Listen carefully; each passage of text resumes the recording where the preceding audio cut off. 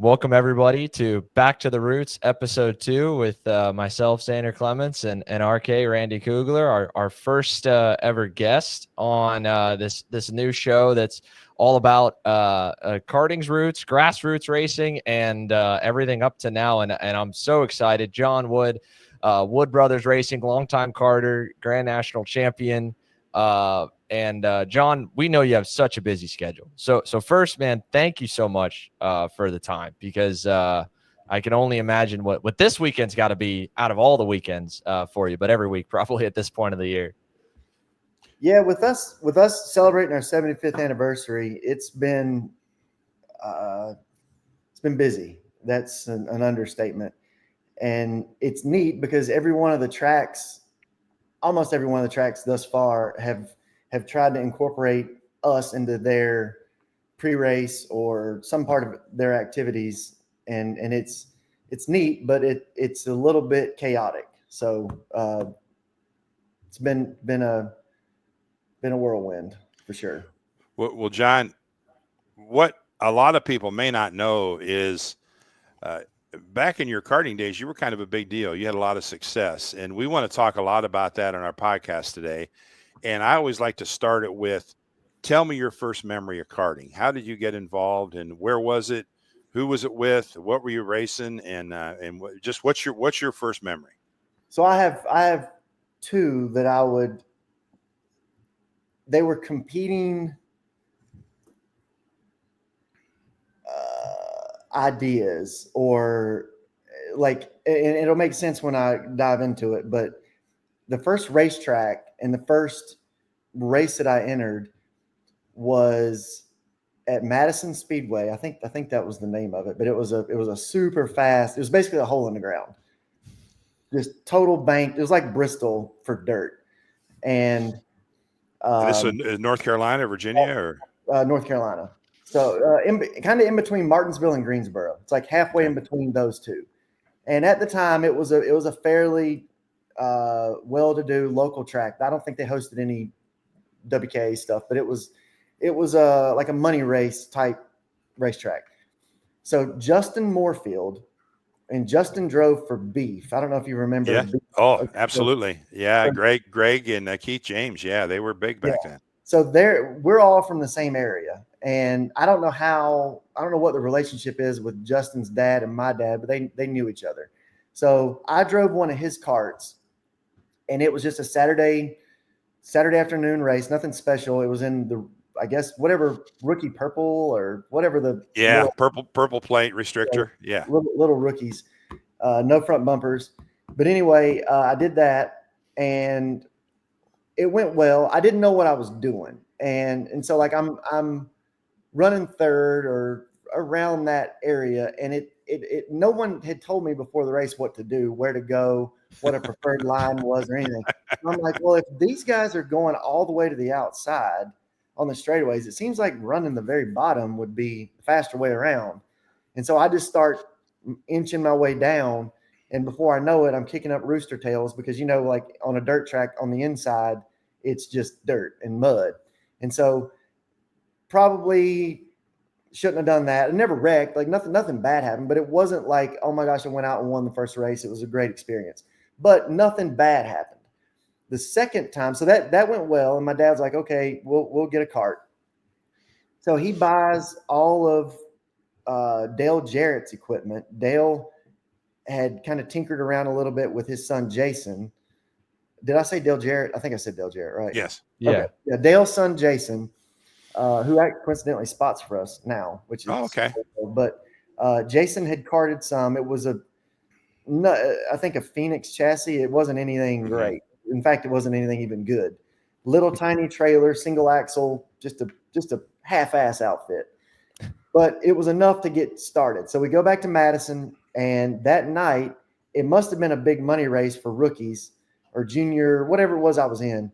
But, I mean, it was probably 20 karts that night. And in the first heat, which was the heat that I was in, first lap, first turn, they all wad up. Kid gets flung out of the go-kart. He gets hit by another go-kart, knocks his visor off his helmet, and that lands in my lap. And so, like, that was very traumatic for me. That was like a very in an 11-year-old's mind, that was the same as his head being knocked off. I got to ask you, was your mom in attendance that evening? I don't think so. That's probably a good thing. Yeah. Yeah, I can't remember. I mean, it didn't matter. It was bad enough for me to have that happen. So for the longest time, I fought these demons of getting hurt, not being scared, but like a little bit timid. And that went on for a long time. But I'm looking back, I'm kind of glad that it did happen, because it kind of gave me boundaries instead of just going out running wide open and everything I ever did. And that applied with cars as well.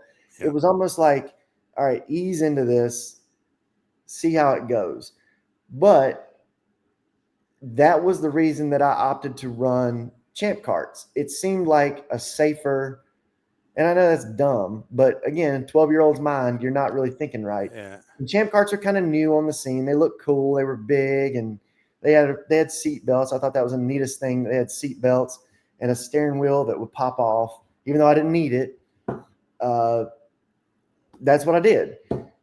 My dad watches it, and this was a mistake too, because he's got all this stuff going on with NASCAR, and so he can't really devote enough time to karting to buy the good equipment, the stuff that wins at racetracks that we race at every week. And what I mean by that, he watched Daytona. Of all the races to watch to say this is the kart we need, he watches or sees the results from the Champ Kart, the Junior Champ race in Daytona on the sand. So of course, none of that translates to anything else in the real world. So I end up with a Bandit Champ Kart, which was not, and I'm not trashing them, because at any given type of racetrack, they might have been the best to have. But in the transition time when I was getting into Champ Karts, Bandits were no longer the good thing. What you wanted was a Phantom. But again, looking back, it's easy to say that now, but he saw the results from Daytona. We go and get a Bandit. So that thing bounces and kind of clugs along at the tracks that I went to, getting into karting, getting into Champ Karts. And looking back, that was probably a mistake, but nevertheless, it's what happened. So when I reached out to you about your accomplishments, you had mentioned state champion.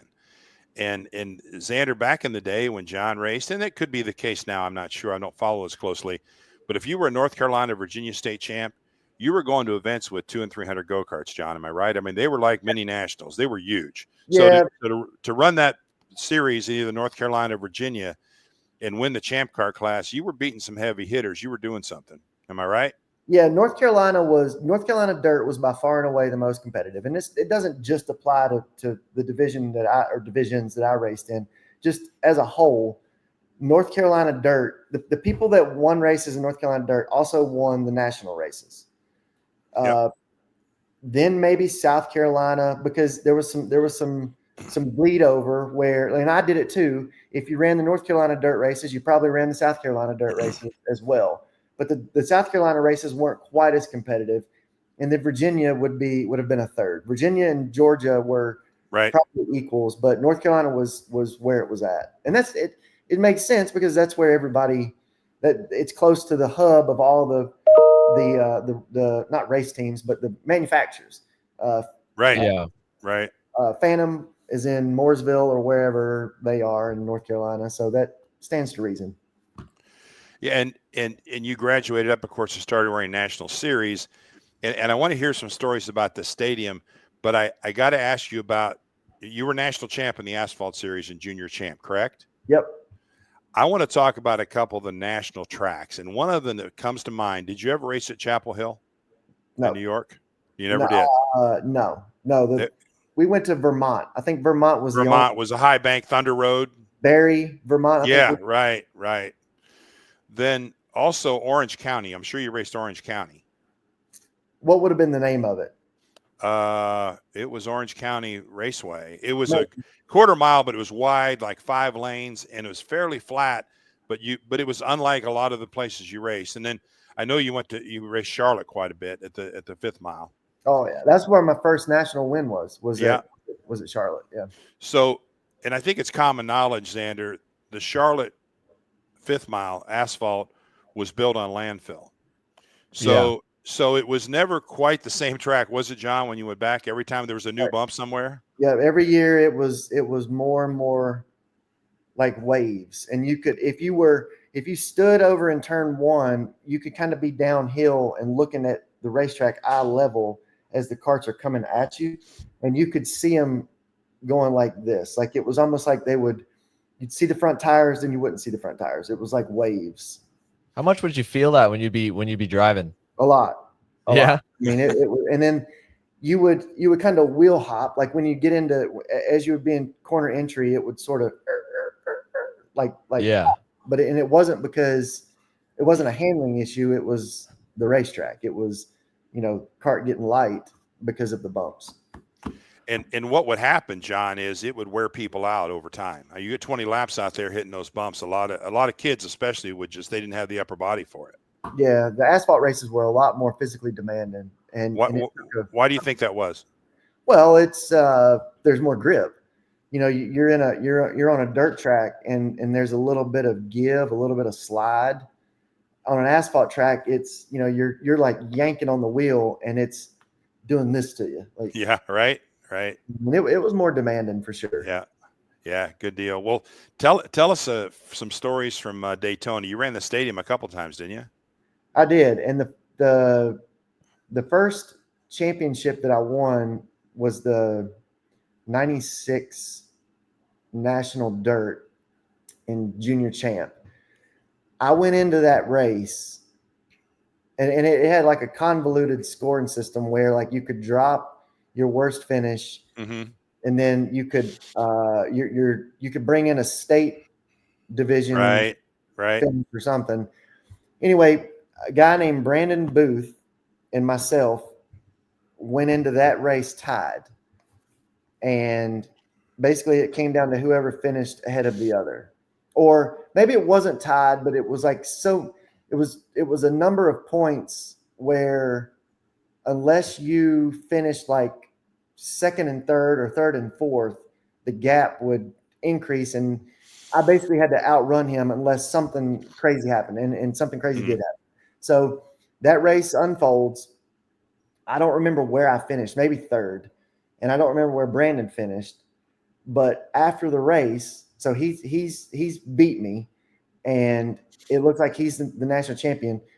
They go, the cart that won goes to Tech, and like an hour later, they tossed this guy for something, which then meant I had enough points to be champion. So like it came down to, it was like a nail biter, and it ended up being in Tech. Wow. That caused it. And you talked about the stadium and surface being sand. Yeah. How is that different than racing on North Carolina dirt? It was very different. And that again, I don't think it's wise to watch the biggest race of the year, which that one is, and say, okay, if this type of kart wins the biggest race of the year, let's go buy 3 of them. That wasn't the smart thing to do, because it's so different. What works at Daytona does not work. And as time went on and these karts, I feel like I came in at a point when technology really changed. Like karting was kind of stagnant not stagnant, but like it had incremental gains through the 80s and early 90s. And then like the middle to late 90s, that's when you started to see the fairings where the body shifted over. Yeah. The full body karts. It seemed like it changed really rapidly in a year. And so like 96, 97, 98 and on, the Phantoms would win Daytona, Shadow Karts, they'd win Daytona. But prior to that, you didn't really know, because it just didn't, there was no rhyme or reason. But I ended up with a Bandit, and it was because of Daytona. Do you remember ever having debates with your dad about it? Because I got to imagine at some point, whether it's, going to the track, coming from it, or at the dinner table or something, going like, Dad, like the Bandit's not it. And he's coming back either saying, well, you got to make it work, or is it because it won Daytona? Because I have a buddy, and he doesn't race anymore, but I don't know how they ended up on a Burrell asphalt road course chassis, but the gold standard in road course racing has been a different brand, the Tony Kart brand, and his dad ended up sticking with it, and I think it could have been for people or whatever reason. But then the mindset was, well, it looks better if you're the best kid on this go-kart surrounded by all the other ones that are on the good brand. If you finish third, I want to make you work harder. That's going to develop you more or do better for it. Did you ever think back and debate with your dad, like, Dad, the Bandits only win Daytona. I'm telling you, we need a Phantom. It did. Yeah, that happened, and it was very obvious early on that the Bandit wasn't gonna work, because literally we were bouncing. So my dad wasn't at a lot of these races, and one of the employees at the race shop had a kid about my age, so he got a cart just like mine, and that's how I went to all the races. Was this guy fielded his son and then used our trailer and our equipment, and it was a symbiotic relationship or whatever. Yeah, pseudo team. Yeah, so that worked, but he had the same problems I had, and so it was obvious early on that wasn't going to work. We switched over to shadow carts, and they were better. They were considerably better. A guy named Bubba Truesdale was the hot ticket in junior champ at that point in time. So we got a shadow. We got to know Dan and Charlie Sox really, really well. In fact, I sort of summer interned for a few weeks at their shop. I went and stayed with Dan and worked for them for a while. That was really neat. But another sort of transition happened. Their carts kind of got outdated right around the time that I got one, and Olympic and Phantoms were the ones that were winning all the time. I mean, they were by far and away better. And I'm on this shadow that's okay, but it's not capable of winning at the national level. And I kept trying to tell my dad, look, I know that this thing didn't work with the Bandit. It's still not really working with the shadow. But the problem there was I had become such good friends with Dan and Charlie that I couldn't bring myself to say, I gotta do something else. Like I gotta be in a different cart, because they were almost like family at this point in time. Yeah. And that time did finally come. And my dad said, here's what I'm going to do. You go and you have that talk with Dan, and you handle it like a grown up, and you tell him why you want an Olympic chassis. I'll buy it. I said, okay. And that was really, really hard to do. And I think I cried when I was telling him about it. And he's like, I get it. And we had this long talk. But then I get the Olympic, and, overnight it starts running. I mean, just like instantly. And that's the difficult part, is like we were chasing the best at that point in time.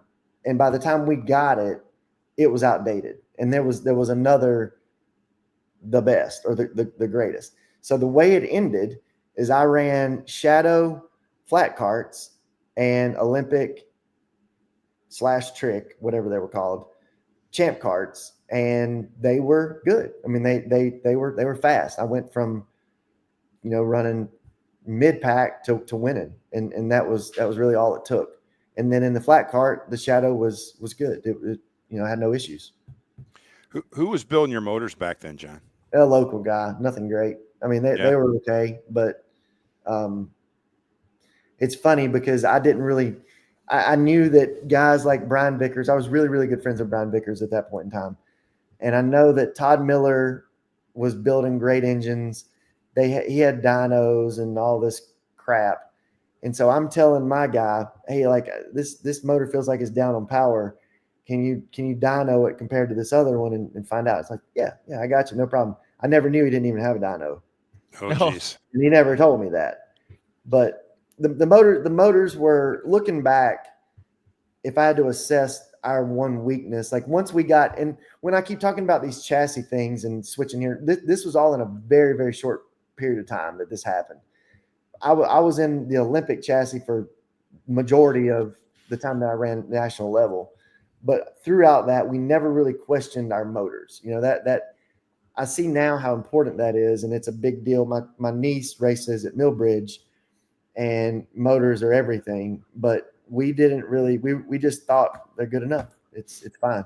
Do you think, looking back, that it was almost you know, if you go from the wide lens of your development, especially when you got into cars later on, that not being on the best stuff or not being so focused on giving yourself the best stuff was better because Absolutely. you had to fight that much harder and push yourself that much more. That's the thing that I struggle with my sister's daughter. So again, my niece, they race. They're crazy into it. They're so serious. Yeah. And they spend a lot of time and resources having the best. And like, I know there's part of you that wants to be the best and have the best and out dollar and outspend everybody. But really, unless you're just doing that just to be competitive, if you're doing that and dominating, what are you really learning? Like if you have such an edge that you can just motor right on by somebody and lead every lap, I don't know that that's doing a lot for your development.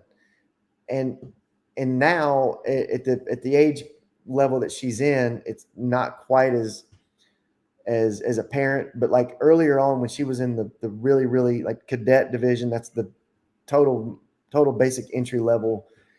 She had absolutely the best, and she would just drive away from the field, and you're not really learning much. I would deliberately want my kid to start last if I had that kind of advantage, to make them make passes, Mm-hmm. you know, have to set people up and work for it. And again, now in the level that they're at, I think everybody kind of has about the same thing.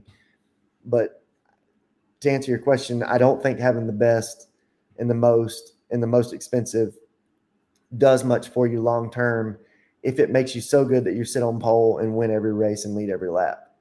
Yeah, because I always tell parents that I think, you know, like there's a certain point you're going to hit in your racing career where you won't just be able to outspend everybody, right? Like it's different, I think, for each family going up. But if, you know, whether that means you're testing the class you're about to move up into a year before, or you're, you know, just practicing more than everybody, you're buying more tires than everybody or engines, you get to a certain level as you try to progress, and everybody's done that. Or, you know, you go all the way up to the point you get into, you know, the likes of pro racing where there's the testing limits and, you know, stuff like that, you know, that at some point you can't get that and have that extra little edge, you know? Yeah. I mean, every discipline of motorsports has a level that's the top, and at the top, everybody spends the most possible. And like for Yeah. us in oval racing, it's the Cup Series. Even in Xfinity, you can get with a team that just outdollars everybody and have an advantage. But when you get to Cup, there are 26 cars that are capable of winning every week, and you have to be the best. You know, you're racing against the best in the world. I guess in the karting in the gold, it was Gold Cup back then, right? I don't know what you call it now. It's like Well, go ahead. Well, there was the Gold Cup was the 4-cycle road course, Right. and then we had the National Dirt Series and National Pavement Series. Yeah, But like you would have IndyCar or Formula One in the road course right. discipline, and once you get there, you're not going to outdollar anybody. They're Yeah. all, so you can do it, and you can do it for a while. You know, if you've got deep pockets. A friend of mine I know has a daughter that, or has a grandpa that's a developer around here, and he's able to just outspend everybody. Once you get to ARCA, yeah, you can still do that. You can, but once you get to Yeah. Truck Xfinity, that it's going to show up that you've been out dollaring everybody all your life, and it's going to get tough. Yeah, agreed. So, if I ask you what your fondest memory was of karting, what would it be? I don't know. I had a lot. I mean, there's not really probably any one thing. You probably won't remember this, but one of my memories of you and Brian was it was after a national event one day, and you remember at the 5th mile on the back it would be the opposite side of the track, the front stretch off the back. There was a great big hill drop off, and you and Brian were hitting golf balls off there. if you remember that or not. And I walked up, I said, I got to try this. So we all started hitting golf balls. I don't remember. No, Yeah. there's so much dumb stuff that we did. We didn't go after him. We hit him, but we left him in Were the ditch. there any stories that you can think of that like you got into some trouble and you're like, yeah, please, like whatever you do, don't tell my mom, don't tell my dad, because I mean you were at some of these weekends without them obviously being there running their NASCAR. I had minimal supervision, minimal. Like it was almost, and then Brian was the same way. His mom and dad, they didn't care. Like they as long as we showed up and had a pulse, we were good to go. Feral. So we were at a national, I'm pretty sure it was a national race weekend it was either South Carolina or Georgia, but a lot of the kids stayed at the same hotel. And back then it was like not motels, but you would enter your room from the outside, whatever, I don't know, motel or hotel, but it was like one row of buildings here and then one here. So it kind of made an L. And we had paintball guns that weekend for some reason. But I'm talking like legit paintball guns. And it started from, I'll shoot this one paintball from this one side of the building over to this other side of the building and laugh about it. And that turned into a full-on like 2 or 3 hour ordeal. And it happened so gradually that we didn't realize what a mess we were making. But that whole place was shot up with paintballs. I mean, thousands of paintballs. And it's crazy to me that the police didn't come. I don't know how it didn't, but then it rained later and then it rained the race out the next day. So all that rain had like mixed with the paintball coloring, and it looked like something out of like a Dracula movie. I mean, it was bad. And for a couple of days, I was waiting on like the FBI to show up to like ask me. I can't believe, I would have been WK president back then, John. I can't believe somebody didn't tell me about that, which would have put me in an awful bad position, It wasn't just me. It was like it was 6 or 8 of us. Yeah. And again, it happened so gradually that we just didn't realize what we were doing until we were done. And like, oh my God, this place is ruined. Yeah. Yeah. I can see that. I can see that happening. It did. Well, to shift gears a little bit, I saw on your Facebook page a few weeks ago before Darlington, there was going to be an announcement about your throwback car.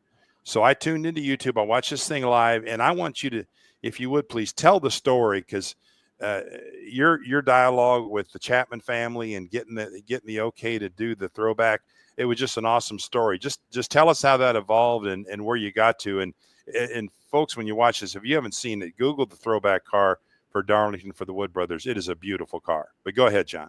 So my grandpa fielded they served as the pit crew for Jim Clark's Lotus entry in the 1965 Indy 500, and they won that race, and it was a big deal for Ford because it was Ford's first IndyCar win, first mid-engine win. It was a lot of firsts. So for several years, we've been trying to figure out how we can incorporate that livery into a paint scheme or livery for the Darlington, or for really, we tried to do it for Indianapolis, for the Brickyard, and it just never really worked out. This year, all the stars aligned, and it seemed like it made sense. This is the 50th anniversary of that win. So we go ahead and we get it designed, and everything's kind of chugging along. And somebody mentioned, has anybody checked with Lotus to at least tell them that you're going to do this? Because I guess Ford owns the rights to, or Ford owns that race car, the actual Lotus. It sits in the Henry Ford Museum. Lotus doesn't own it anymore. So we weren't going to use any of the Lotus marks. All we were going to do was make reference to that car. So technically we didn't have to get them to sign off, but it was the right thing to do to let them know. The guy's name is Colin Chapman. Colin was the dad. Colin was the guy that owned the team. Right. At the time. What was his name? The one that I called? You'll have to give me a second. Anyway, Mr. Chapman. So I call him, first I sent an email, and give me a minute because I'm finding it. Clive. His name's Clive. Clive Chapman. So Clive owns the Lotus, Lotus, whatever. It's like a brand right now that does historical stuff. So I email Clive and I say, hey, I'm so and so, and I start name dropping because I want him to take my email seriously. So I'm mentioning Jim Farley, I'm mentioning Edsel Ford. I'm thinking of every big name I can think of to like make him say, okay, this isn't some random person just asking for money. So I tell him what we're doing. None of it really made a lot of sense, I'm sure. But he emails me back and says, oh, this sounds great. Why don't you give me a call and we can talk through it? So he gives me his number. I call him up, very, very nervous. So he's speaking like fancy English speak, and I'm talking like a redneck.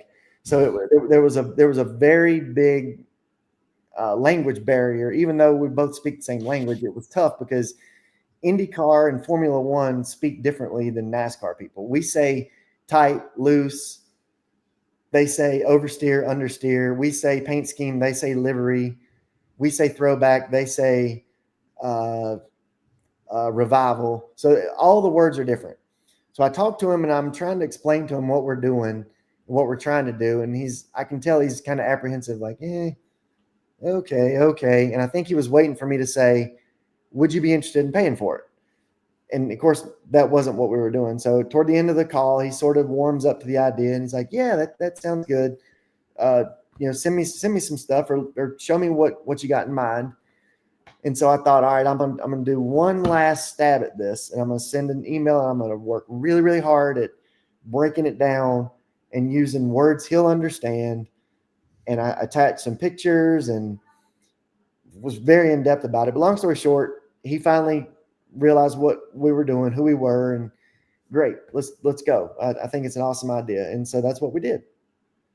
That's awesome. And the car, I don't know if you saw it, Xander, but the car is beautiful. Oh yeah, it really was. It looks so cool. I think. What do you think about Throwback Weekend now? This year, I mean, Twitter, it seems like it's always whining, right? But Throwback Weekend, year after year after year, it's got to be probably a little bit of pressure on you guys now, because the first couple of years, that's easy. You're picking favorites from the 70s or the 80s or beyond, but each year you got to get now more creative to still keep it deep enough into the history of the sport that it's a cool throwback and something that relates to you or the family or to Ford.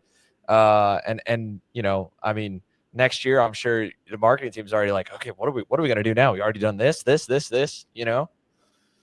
We have a lot of, being in business 75 years, we would have a lot of things to pull from, but even for us, it's becoming a challenge. And I think the throwback theme has probably run its course. I as much as I hate to say that, because our entire strategy with merchandising is about vintage looking apparel, and that translates really, really well to these throwback races and throwback themed events. And I hate to say it. I hate to say that I think it's kind of worn out, but it's getting tired. I think that we're starting to see recycled schemes 2-3 times now, and we probably need to give it a break and do something different. I don't know what that different thing would be, but when we're struggling to come up with new content, I think it's time to make a shift. Well, and I think one of the things that was so cool about the Lotus throwback was you stepped out of the box and said, we're going to do a throwback, but it's going to be from Indy. It's not going to be from NASCAR, which nobody had ever done before, but there was obviously a direct connection with Ford, and that's what made it so cool. But I agree. There's so many iconic cars from back in the day, and when you see that white 21 with the red top and the Pure later on the fender, I mean, car was iconic for so many years on that paint scheme alone. Yeah. It my thinking on bringing this particular paint scheme to Darlington was that it would potentially bring interest from outside of our normal core group. you've got the usual suspects that go crazy about these throwbacks. They'll buy a hat, they'll buy a die cast, but they're the same ones, and you're not really branching out. And because we've had a lot of calls with the Darlington staff, with Josh Harris, Russell Branham, the guys at Darlington. We talked it through at the beginning of the year, and I told them my plan, and I said, "Now hear me out before you form an opinion. Here's why I'm thinking about doing an IndyCar throwback. I know it has no significance to Darlington Speedway at all, but does that really matter? Like, why does a tribute paint scheme need to have any historical significance to a racetrack? The purpose of this is to pay respects to the pioneers of racing, and us as a NASCAR team pitting that IndyCar is good enough to say, okay, we're going to do this at Darlington. It works." And they were like, "Okay, good. Like we're on board." And I wonder, had they pushed back and said, maybe you need to think of something else, or if Motorcraft would have said, "Yeah, this is, it's okay, but let's do something really neat. Let's do a Cale Yarborough throwback." Like, no, those have been done so many times. Yeah. Yeah. And fortunately, they were like, "Yep, go for it." They even gave up some space on the car, on the quarter panels. It said WBR powered by Ford, where on the IndyCar it was Lotus powered by Ford. Mm-hmm. Normally, Quick Lane goes in that spot, and they gave that up, got nothing out of it, but they did it just so we could run this scheme and make it make sense and make it look right. And so that was neat. So think of the impact on that, Xander. They've got a sponsor in Quick Lane, and Quick Lane says, "You know what? That's cool. What you're doing is pretty cool. Go ahead, put it on there. No problem. We're good. We're all in." That's an awesome relationship with a sponsor to have them do that. Yeah. I mean, and pivoting too, right? Like, just to even be in the shoes that you're in now, you kind of, you lace your boots up every morning, and life evolves slowly. But I want to pivot back to, but while we have you, of from where you are today, and from where we were talking earlier of going through the ranks of karting to get your North Carolina championships, then the state championships, your couple of times to Daytona, and then to where you sit now, as the head of Wood Brothers Racing, the president, co-owner, taking over the family business, continuing the legacy, and all these types of conversations, right? Of, making deals like that, but that's just such a small part, right? What's that journey been like? I think karting is a little bit underappreciated for what the skills that it gives. Even the let's say you're not middle age, but like teenage, so old enough to work on the kart, and you bring a couple of your friends, and they're helping work on this stuff, and that's an entry into a career if you take it far enough. And I've had a few friends that have done that start out in karting, just helping their buddies. One of them, in fact, he was just a best friend that worked on this other kid's go-kart. He went on to be an engineer at Ganassi. I don't know where he works now, but I'm pretty sure he's with another team. If you start out at that level and you stick with it, you learn the skills needed, whether it's a driver or whether it's working on the stuff. You start out and you develop that itch, that desire to do it, and you've learned the basic skills. It's a great door or avenue to make a career out of motorsports. And I don't think people really make that connection a lot, but everybody that's a successful racer probably started at some level in karts. That's well said, John. And, I always think of, the likes of Chris Gabehart, and all that he's done. And now he heads up JGR. And as you know, and you raced in Chris's era, Chris was one of the best, man. He could get it done every time out there, won the Briggs & Stratton 300 and did a lot of things in karting. and now obviously has that knowledge, and you've applied as well to be where you are today. We're kind of winding down on the podcast, but I've got to ask you this. When Josh Berry crossed the line to take the checkered flag and drove that car into victory lane, I want to hear about those emotions of you, your dad, your grandpa, everybody in the Wood brothers. I mean, that just had to be overwhelming and well-deserved. And that, I'll tell you what, you guys got a hot rod this year. That car's been competitive at every race. It's funny how sort of out of body those experiences are. And luckily, fortunately, we've had two within the last 6 months or so. Harrison winning at Daytona, that was our 100th win. And then Josh winning in Vegas. Both of those, with Harrison, it was a total shock because even all the way up to coming off turn 4, he's leading. You know, in the back of your mind, you're not thinking this, but you're subconsciously thinking it. All right, like at what point does he get crashed? What point does he get freight trained? You fully expect it. It's never even the slightest dream that you're going to win that race. And then it happens and you don't really know, how am I supposed to feel? Like this is, they've been talking about this happening for so many years, for so long. It just happened. Now it's happened. Like, now what? Like I don't really know how to explain it. And it's all just like tunnel vision. Vegas, same thing. Josh led the last 20 laps. We knew he was going to win it. Like it was clearly obvious unless there was a late race caution. And I remember watching, because on the pit box we have a big monitor, a big TV that shows the broadcast, and they popped up a little image of the caution light in the bottom corner of the broadcast. And I remember it was like that, I was hyper focused on that light, and I remember thinking, all right, that thing's gonna turn yellow, and all this is here we go. So you never, I guess, when you've done this so long, you learn to expect the absolute worst, that it's gonna happen, and that's what you do. And so you sit there, you just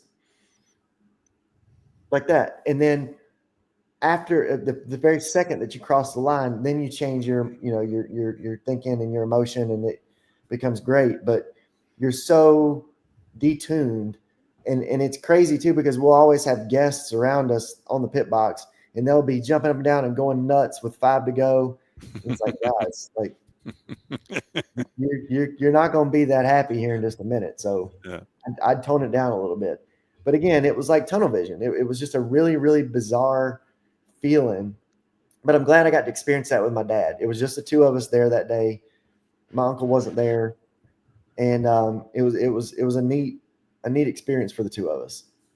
Yeah, and they, of course, the cameras were on you guys, but I was waiting for that moment, and I could see you and your dad kind of connect on that and get a big hug. And it, to me, knowing your family over the years, it was special to me. And certainly when you think of the Wood brothers and the history behind the car and the team, that's without a doubt a car to root for every Sunday, because it's just such a good story. And John, this has been awesome. I know I was telling Xander a lot about your racing history, and of course he follows you and knows where you are today. But Xander, I think we picked a winner here today in talking to John. Yeah, well, it's funny too. You say winner, right? Like going back to the emotion, John, about it.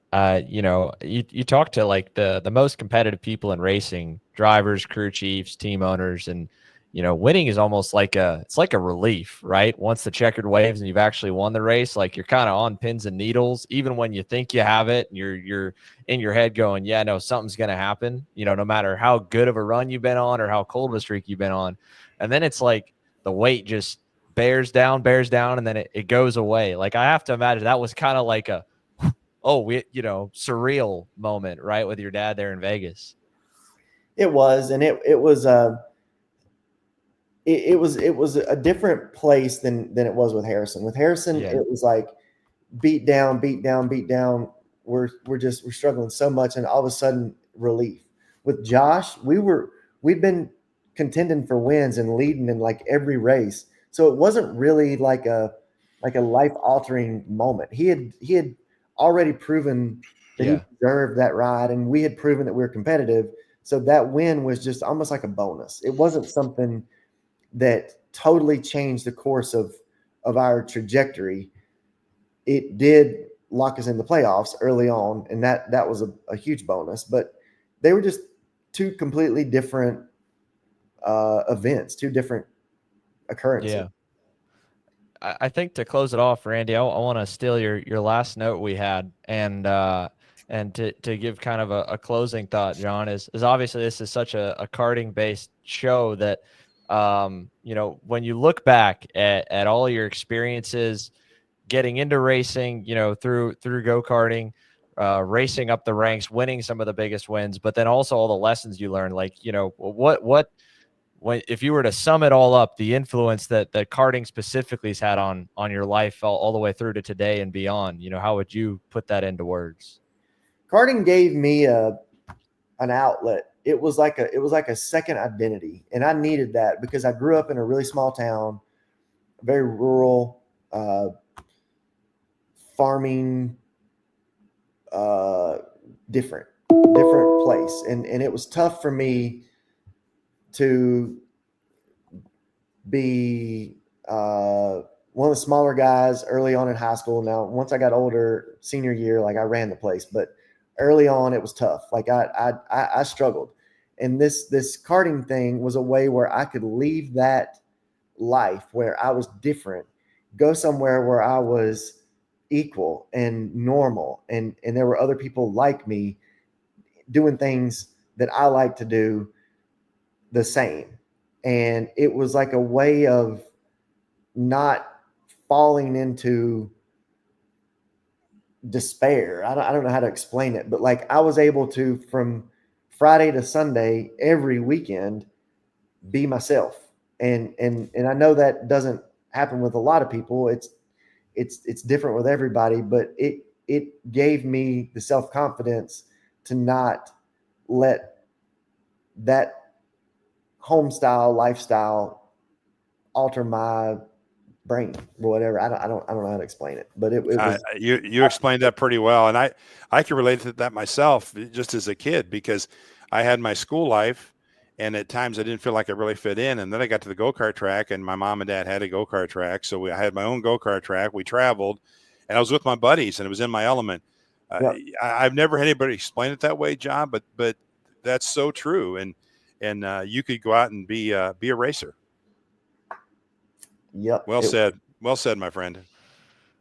Man, it's been so good to get to chat with you. I appreciate it so much, John, you making the time for us amongst a crazy busy schedule and everything you got going on. So first of all, thanks for that. But also, good luck this weekend. I hope this weekend's a ton of fun for you guys getting honored for the All-Star race at North Wilkesboro. I hope you get to enjoy it at some point amongst all the work. Yeah, I'm a baseball coach too for my son's travel team, and my youngest son to coach his team. So I've got baseball games tomorrow, baseball games Sunday, and then I got to somehow figure out how to leave those and make it to North Wilkesboro in time to do that. So that's a dad right there. That's the other thing really fast. I take a lot of effort into being a part of my son's lives and getting to do those things because my dad wasn't there. He couldn't be there.